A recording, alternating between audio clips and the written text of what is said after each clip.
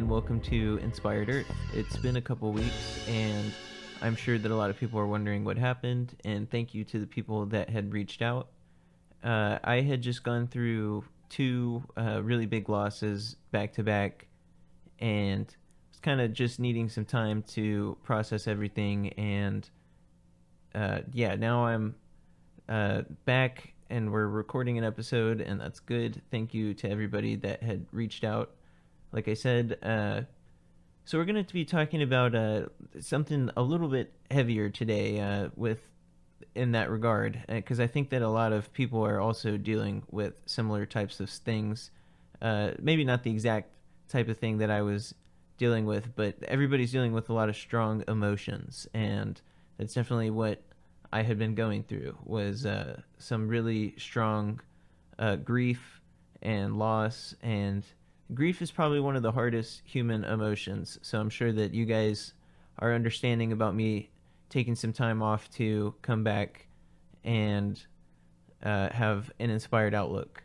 So we're going to be talking a little bit about dealing with emotions, and as well, I have to say just right off the bat, kind of in the same vein, because of what's going on nationally for about 2 weeks now, is, and I can't speak for any location other than just me locally, because I haven't been to any of these other locations and like seen this sort of stuff, because what I'm about to talk about happened locally. But and this is just a side thing. This isn't really involved with what happened with me. This is just what I saw that was unrelated. But the use of force on peaceful protesters, and people can have all sorts of feelings about what's going on, but when it comes down to the legality of people having a drum circle at UT Austin and having people with military gear come in and beat up the drum circle that's like an anti-war protest, and then drop all the charges after they beat everybody up because nobody was breaking the law, and they came out and said, oh, well, it turns out that you guys weren't breaking the law in your drum circle when we came in and beat everybody up.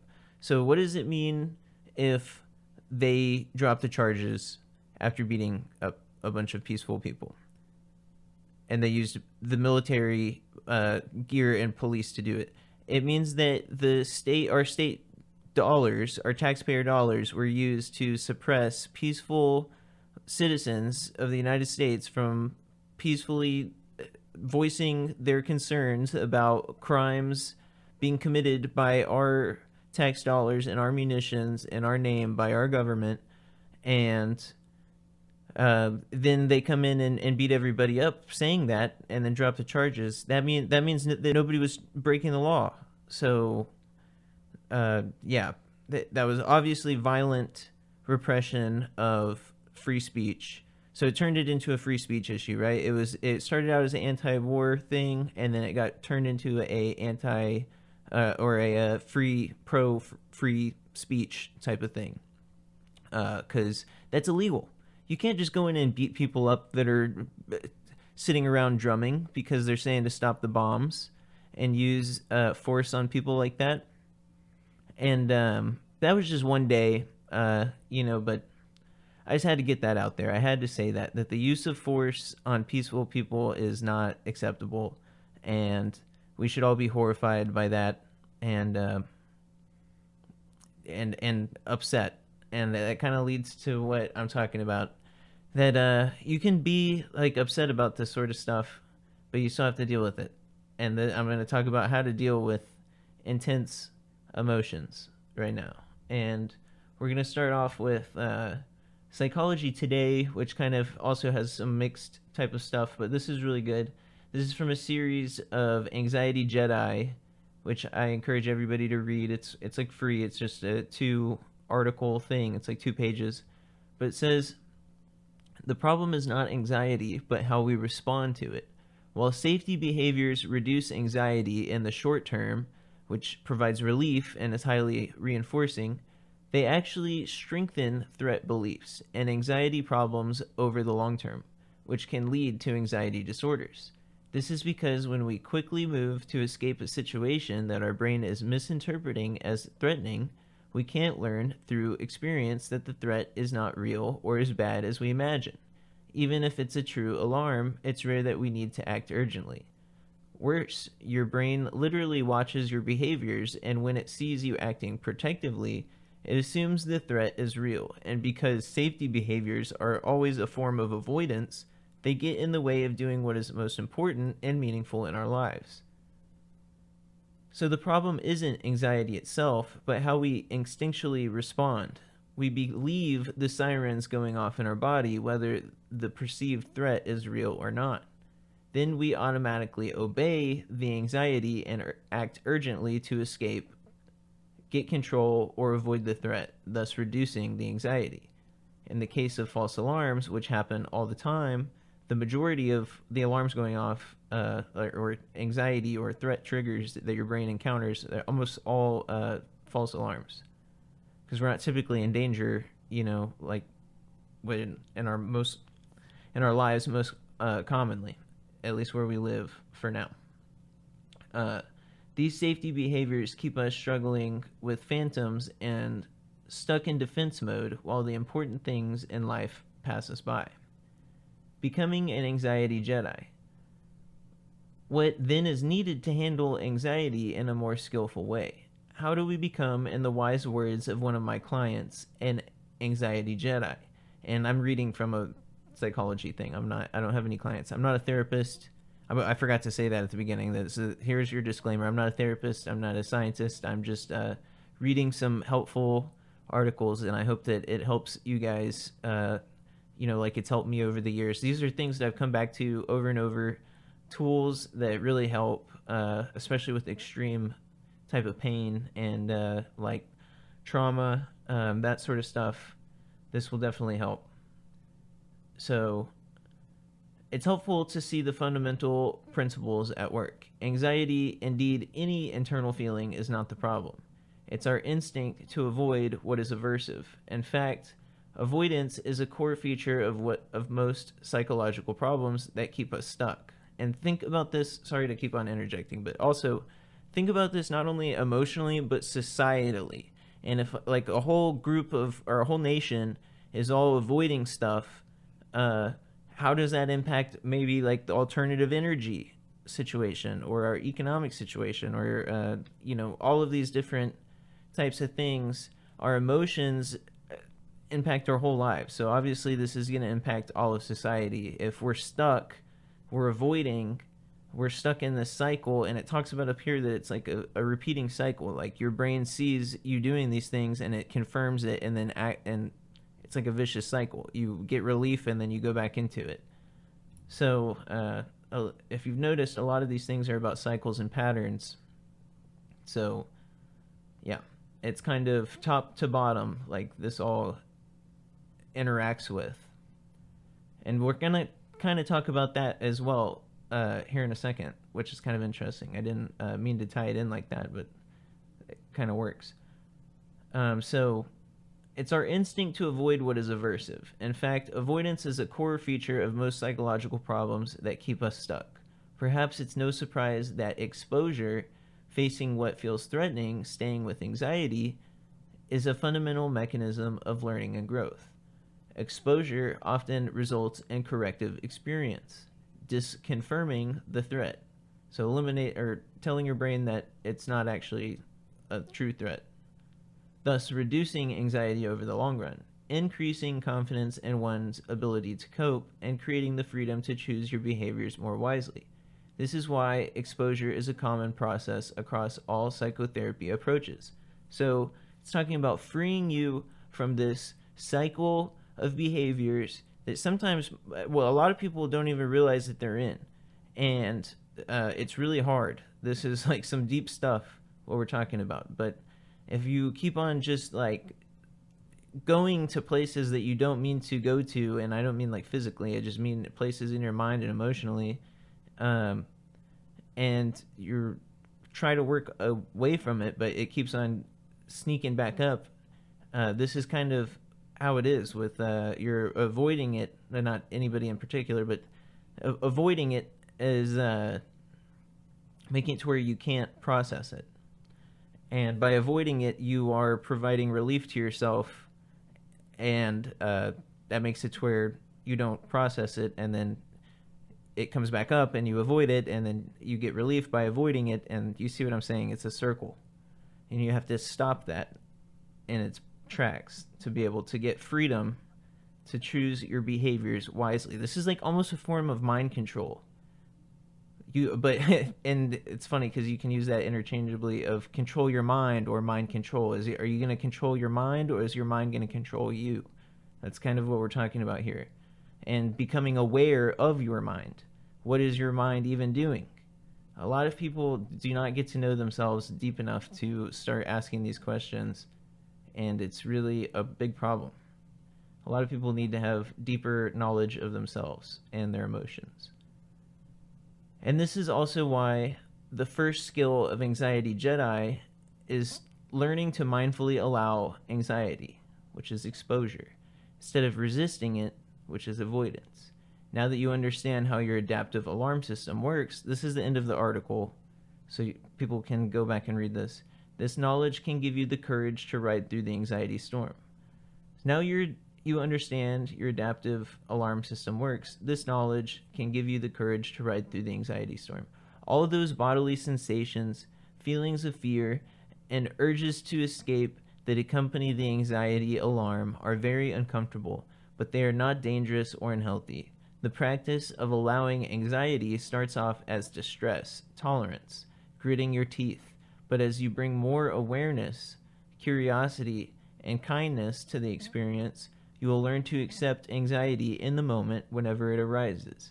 Without this acceptance muscle, anxiety will always propel you to do your safety behaviors, which safety behaviors is talking about avoidance. So you're not progressing. And it used the word awareness, right? Bring you more awareness. What could you change awareness with? Consciousness. To bring you more consciousness. You will have more consciousness of yourself and your behaviors from this sort of stuff. And then it talks about acceptance as a muscle. And that's why it's so hard at the beginning, because you have to strengthen it and get used to gritting your teeth and the tolerance of the distress. And it's like a paradox, a contradictory paradox, that the more distress that you allow yourself, the easier it gets, and the less distress that you have. It's really paradoxical, but that's basically what we're talking about. And talking about these paradoxical contradictions and correlations in people's psychology and the society is dialectics. And this is something that's really, really important, because it's like comparing two things to one another. And it's used in psychology with dialectic behavioral therapy, which this is just like a little webpage describing it. Emotion regulation is the dialectic behavioral therapy module that teaches how emotions work. It provides skills to help manage emotions instead of being managed by them, reduce vulnerability to negative emotions, and build positive emotional experiences. The best way to get rid of painful and negative emotions is to let them go. Letting go of emotional suffering associated with negative emotions is not the same thing as letting go of the emotions themselves. While we can't really let go of the emotions themselves, letting go of the suffering is a process that we can learn. Letting go does not mean pushing away or stifling the emotions. The emotions are valid and represent experiences and interactions that were or are painful. In learning to let go of your emotional suffering, you must use the mindfulness skills that you have practiced before. The observe and describe skills, which this is stuff that you'll have to Google. It's talking about other workshops and stuff through this page. You get some distance from your emotions to stand back and observe them. If you can get distance, you can see them more clearly. By looking at your emotions, you are exposing yourself to them by looking and describing and not necessarily acting on them, and not being swallowed by or overwhelmed by them. So that's really key, is just by looking at your own emotions, you're exposing yourself to them. And if you think about what cognizance means, you're cognating your emotions, you're processing them, and then it says looking at your emotions. So you're having an emotion and you're looking back at it. That's almost like recognating, recognizing. You're recognizing, recognating. That's what we're talking about, which is just like such a funny term of word. Recognizing your own emotions. You know, like, it's funny that people will go through their emotions, but they don't recognize what they're actually going through. They just are almost like blindly going through it. And it's not a judgmental thing, because this is like autonomous. Your brain just automatically does this. It's like a survival instinct. So getting out of a autonomous mindset is extremely difficult. This is like the Matrix again. This is about freeing your mind, breaking through the molds of consciousness of what is even possible and who you are and what your brain can do, or what reality even is. Because whenever you start realizing that all of your behaviors are being controlled by emotions that you're not even processing, are you even really in control of your own behaviors at that point? And who is in control of those behaviors if it's not you? I mean, these are some like really deep questions that everybody has to go through. It's like a natural thing. I'm laughing because you also come back to it. Like, you'll process it and then you'll end up coming back to it again. But so by looking at your emotions, you're exposing yourself to them. And by looking and describing, not necessarily acting on them and not being swallowed by them or overwhelmed by them. Trying to get some distance from a painful emotion that you have, put it over there and look at it, maybe as if it was on a screen or a stage. Describe in words what the experience of that emotion is like. This also helps to give you distance and perspective. So if you're ever having like extreme emotions, this is some tools that you can use. You can sit and look at your own emotion rather than avoiding it. And we will talk about what that does here in a second, what the end result of that is. But we're still talking about processing it and the dialectics of it. So, acceptance is not approval. In dialectical behavioral therapy, we talk a lot about dialectics, as in dialectical. This means looking at two different ideas, principles, interpretations, or points of view, and balancing them against each other. Then you may choose one or the other, or to decide to live with both, or some mixture of both. Some examples of dialectics are changing versus not changing, good versus bad, wise mind versus emotion mind, talking versus being silent, acceptance versus approval. When you learn to accept your negative emotions, you begin to let go of the hold they have on you and the suffering that they can cause you.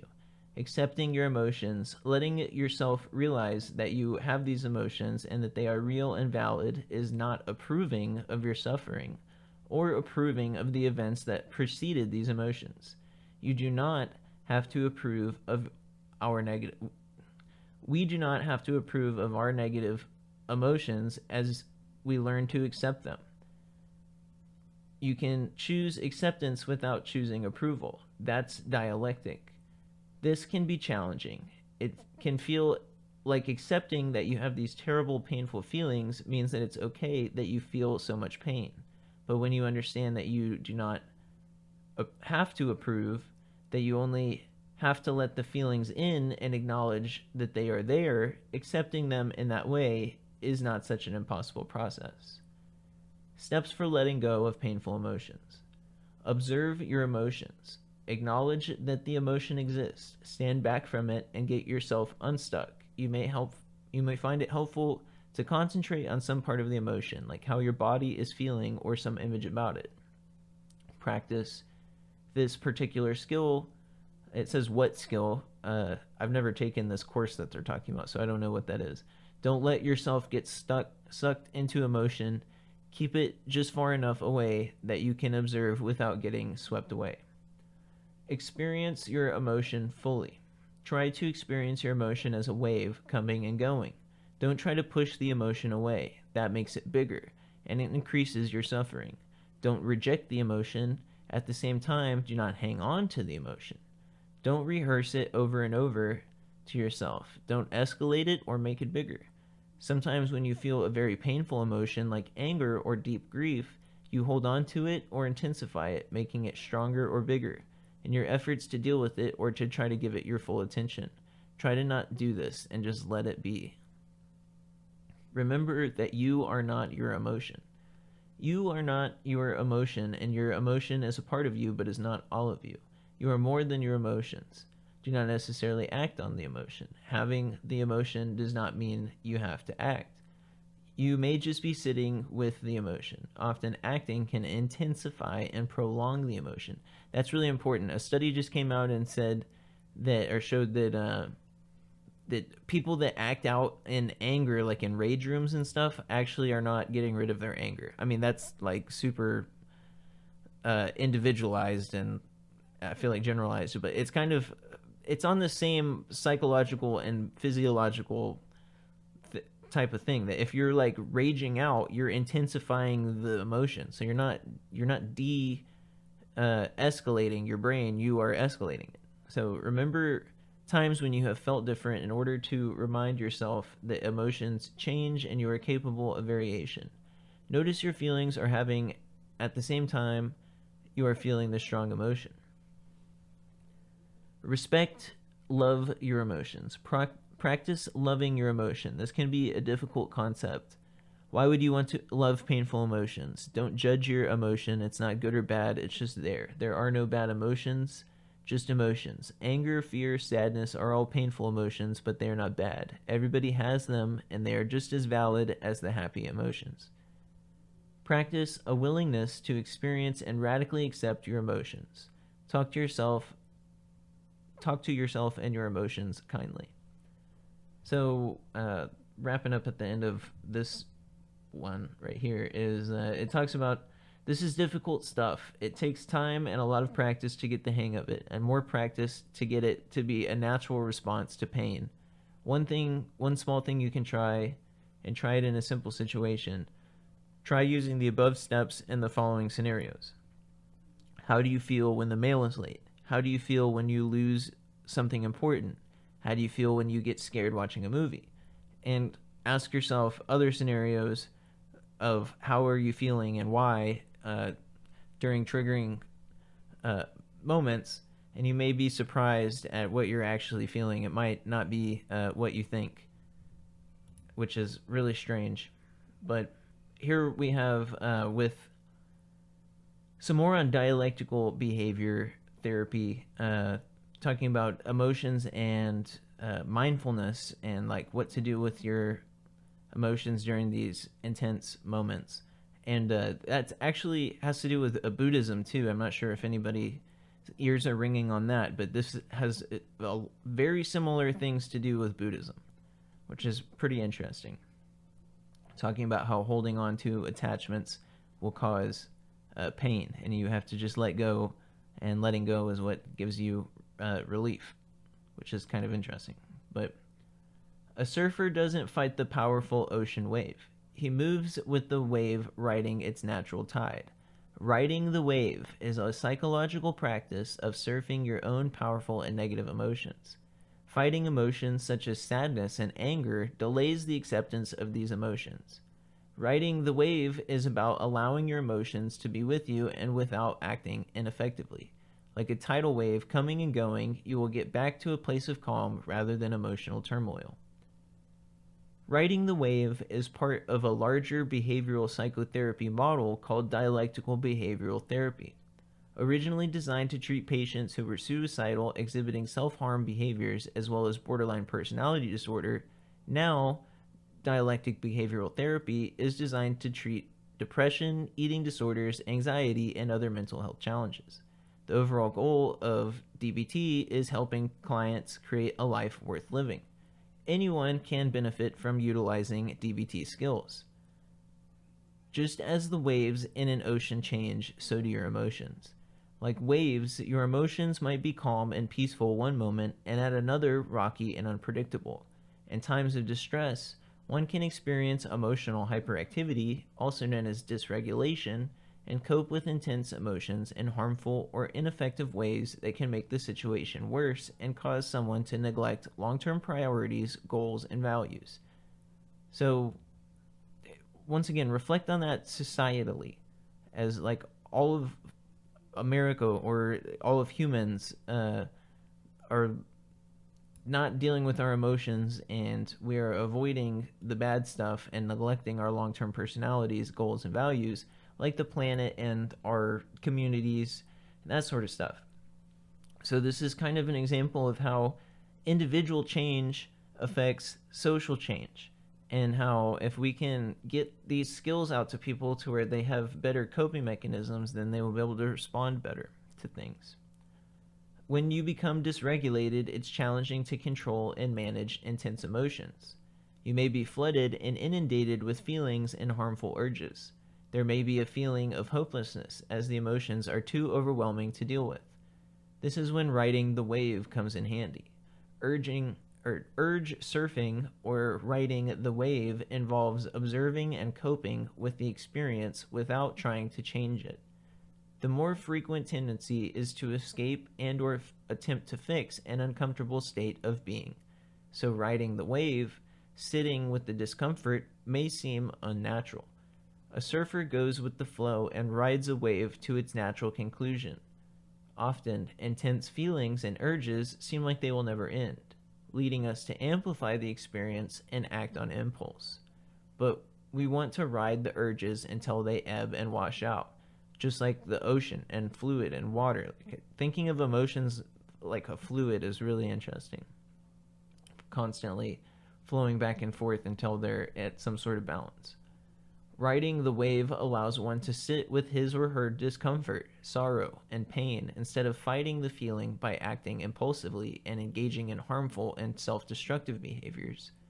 Although it can seem counterintuitive, accepting painful emotions allows for freedom from suffering. Although this skill may not make depression or anxiety go away, it's a tool to help one thoughtfully problem solve. When a person learns to acknowledge pain rather than escape it, they can be in a mindset to clearly see and reach out and get help. It's challenging to accept our thoughts and manage our emotions, but if we can learn how to ride the wave, we can prevent our urges from dictating our behavior. We can be more secure knowing that we have control over our behavior and learning how to make wise decisions to enhance productivity in our everyday life experiences. John Kabat-Zinn says, "You can't stop the waves, but you can learn how to surf. Just as a surfer might experience fear as the wave approaches, fear may also come over you. But rather than being engulfed by the wave, you can help yourself climb onto your board, paddle into position, and stand firmly and catch a ride as the wave approaches.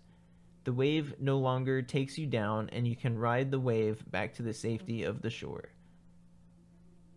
So that's something that I come back to regularly, is the concept of riding the wave. And whenever you have major life changes that are permanent and there's no way to change things, you just have to ride the wave. And we've talked about the concept of how change is constant. The universe is constantly changing, so you have to lean into that change, even whenever it's painful and even whenever it's scary and you don't know what's on the other side. And I'm trying to do that right now. We all are, and we all are in different depths of it. But people have come up and down, and I'm sure people have come out of stuff just like I have. We all go through different types of stuff. So I'm happy to be back, and I'm glad that I have made this, and I hope that this helps some other people. I know it's kind of impromptu, and I will put the resources there for the Anxiety Jedi for you to read it. Maybe I'll read it at another episode or something. I was just going to try to keep this one short. But Yeah, if you just type in anxiety Jedi psychology today, you'll be able to find that. And if you want to learn more about the wave process and distress tolerance, you can just type in uh, writing the wave. I'm on this ericaslighthouse.org. I have no idea what this website is, but this one little public article they have is really good. I cannot endorse this program. I don't even know if it is a program, but I don't know anything about this thing. I just read the part about writing the wave, and I really like that. And I encourage other people to read up on this stuff too. It's one of those types of things that you can't just read one website or two even and get a handle on it. It's one of those things, for me, at least for me personally speaking, this is like something that you need a lot of different websites, a lot of different perspectives, watching videos, listening to like podcasts of other people talk about it, and it all just starts to click together. And yeah, maybe we can talk about dialectics some more in the future, because it is one of the biggest tools that I think that people can have. It's almost one of those things of, how do you live without it once you have it? How did I live without this tool? And I think if anybody feels that way about what I just said, then this was a success. And I hope that you guys get out there and really just kick butt, and accomplish everything you want and be the people you want. Don't let anybody tell you that you can't do something, or that you're not worth it, or anything like that, or let your emotions keep you down and feel like you're trapped and you're never gonna escape one particular situation. You can ride the wave process and analyze your situation with the dialectics, right? And you'll come up with a better outcome than you would have otherwise. And with that, I'm just going to close it out, and I hope that you guys enjoyed it. And I'll make some more stuff coming up now that I'm back. I'm looking forward to making some more stuff. And y'all, be safe out there. Take it easy.